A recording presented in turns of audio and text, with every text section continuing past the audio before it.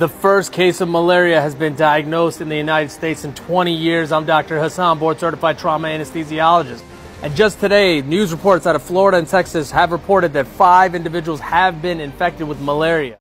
Ang unang kaso ng malaria ay na-diagnose sa United States of America 20 years ago. Ito ay ayon kay Dr. Hassan. Siya ay isang board-certified trauma anesthesiologist. At inireport ng mga kaibigan sa Florida at Texas ay nakitaan nila na may mga individual dito na infected na ng malaria na tila baga napaka-imposibleng mangyari na sa loob ng 20 years ay walang nangyaring ganito. Ano nga ba ang katotohanan patungkol sa malaria at ano ang kinalaman ni Bill Gates sa bago niyang kumpanya na gumawa ng mga GMO o genetically modified organisms na mga lamok, at ito ay pinakalat nila sa lugar ng Florida. Ito nga ba ay isang agenda ng depopulation? Atin itong pag-usapan, mga kaibigan. Kaya pala mga kaibigan, kung nais nyo mag-donate sa ating channel ay hinihikayat kita na sumali sa ating membership club na kung saan mabe-benefit ka sa mga private chats, badges. Gayon din makakatanggap ka ng ating free ebook na Steps to Christ. Ito ang isa sa mga pinakasikat na anti-stress na libro sa buong mundo ngayon. Salamat kaibigan sa inyong pagsuporta sa pag-join sa ating membership. At balik tayo sa ating topiko. Kung ating mapapakinggan ang isang doktor na si Dr. Shika Jain, siya ay isang board-certified physician at hematologist at oncologist. Ito ang kanyang sabi, atin siyang pakinggan.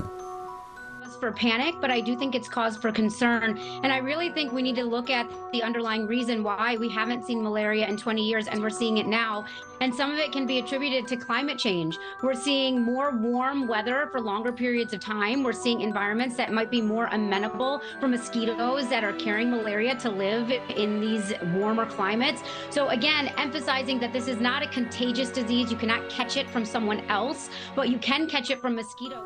Oo mga kaibigan, ang taon ay 2003 nung nagkaroon ng malaria sa United States of America. Dahil ang malaria ay karaniwan lang nakikita sa mga tropical countries. Ngunit ito ay nasa United States of America na rin. Ngunit ano nga ba ang nakakatakot sa mga lamok na carrier ng malaria?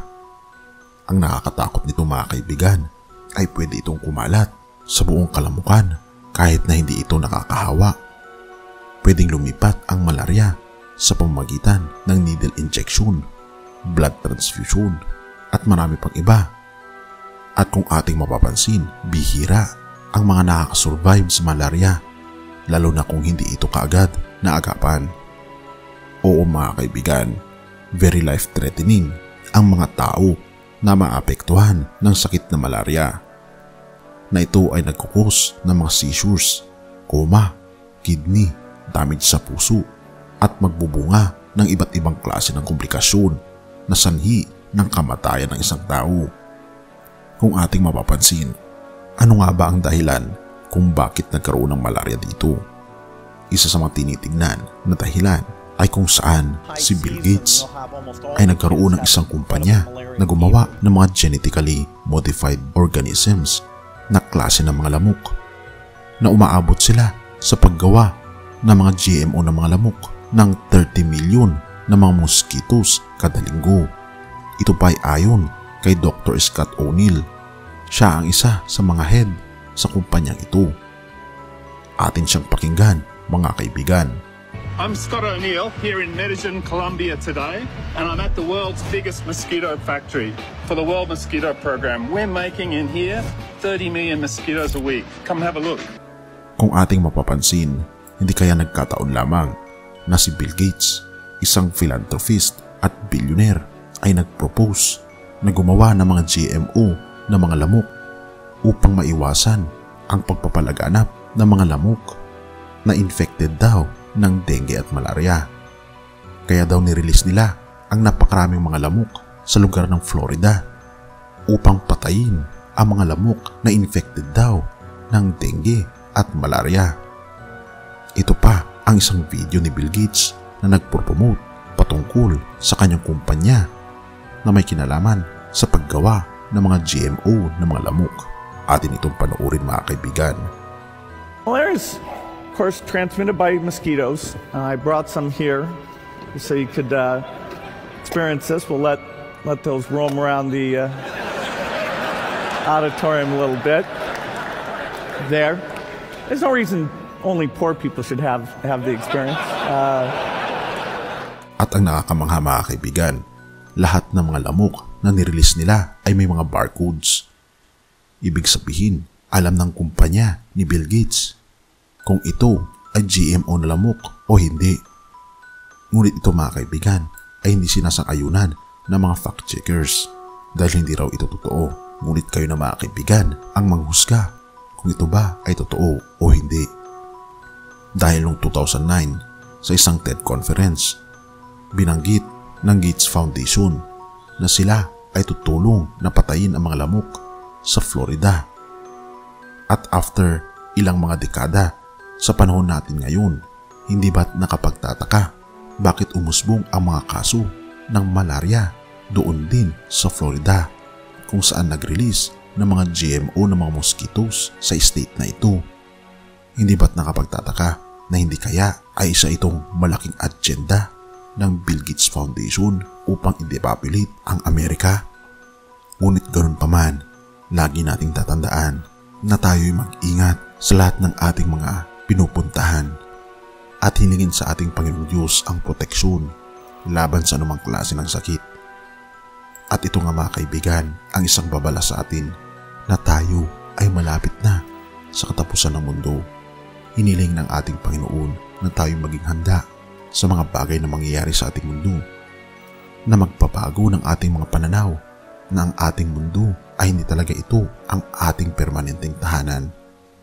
Mga Hebreo 13 verse 14 to 16. Sapagkat hindi rito sa lupa ang tunay na lungsod natin, at ang hinahanap natin ay ang lungsod na darating. Kahit lagi tayong mag-alay ng papuri bilang handog sa Diyos sa pamamagitan ni Jesus, papuring mula sa ating mga labi na nagpapahayag ng ating pagkilala sa kanyang pangalan, at huwag nating kaligtaan ang paggawa ng mabuti at ang pagtulong sa kapwa, sapagkat iyan ang alay na kinalulugdan ng Diyos. Kaibigan, ang lupang ito ay hindi ito ang ating permanenteng tahanan, sapagkat mayroong mas mabuti na tahanan na wala ng dilubyo, wala ng mga sakuna, wala ng malaria o mga lamok na kakagat sa atin. Ang ating Panginoong Diyos ay naghanda ng isang lugar na ligtas sa mga bata, na kahit saan sila pumunta ay hindi sila mapapahamak. Kaibigan, ang ating Panginoong Diyos ay may plano para sa iyo. Ang tanong ay, nais mo bang tumugon at panghawakan ang kanyang mga pangako at isa puso ang plano niya para sa iyo? Tayo'y manalangin. Ama naming banal, makapangyarihan naming Diyos, kami po'y lubos na nagpapasalamat sa inyo sa walang sawa po ninyong pag-aalaga sa amin. Salamat Panginoon dahil kayo po ang aming Panginoong Diyos, nakakaalam kung ano po ang mas mabuti sa amin. Amin pong itinatalaga ang aming buhay sa inyo Panginoon ngayon at panghawakan ang inyo pong pangako na hindi niyo po kami papabayaan. Tunay nga Panginoon na ang aming mundo ay hindi po ito ang aming permanenteng tahanan, sapagkat mayroon pong mas mabuting tahanan na inihanda po ninyo para sa amin.